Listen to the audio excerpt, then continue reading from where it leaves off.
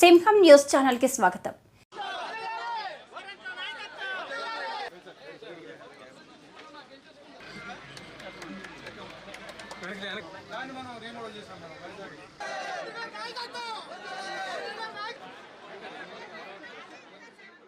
NTR trust ద్వారా ఆరోగ్య రథం అనేది ప్రారంభించాము. అది ఇప్పుడు సాలూర్ అట్లాంటి ట్రైబల్ ఏరియాస్లో మేము అది తీసుకెళ్తున్నాం. ఎందుకంటే మీకు అందరికీ తెలుసు ఆ ట్రైబల్ ఏరియాస్ కానీ కొన్ని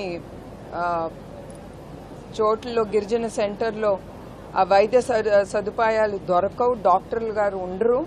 ఈ బస్సు మేము ఒక సిస్టమ్ అనేది మేము పెట్టాము. రోజు ఆ బస్సు ఎక్కడికి వెళ్తుంది, ఆ ట్రైబల్ ఏరియాకి ఎంతమందికి వాళ్ళు వైద్యులు అందించారు, ఎంత గిరిజన ప్రాంతంలో ఎంత ఉచిత మందులు కూడా ఇచ్చారు ఆ ప్రజలకు అనేది మేము మానిటర్ చేస్తాం. హెడ్ ఆఫీస్ నుంచి అంత సిస్టమ్స్ అనేది ఎస్టాబ్లిష్ అయ్యి ఉందండి.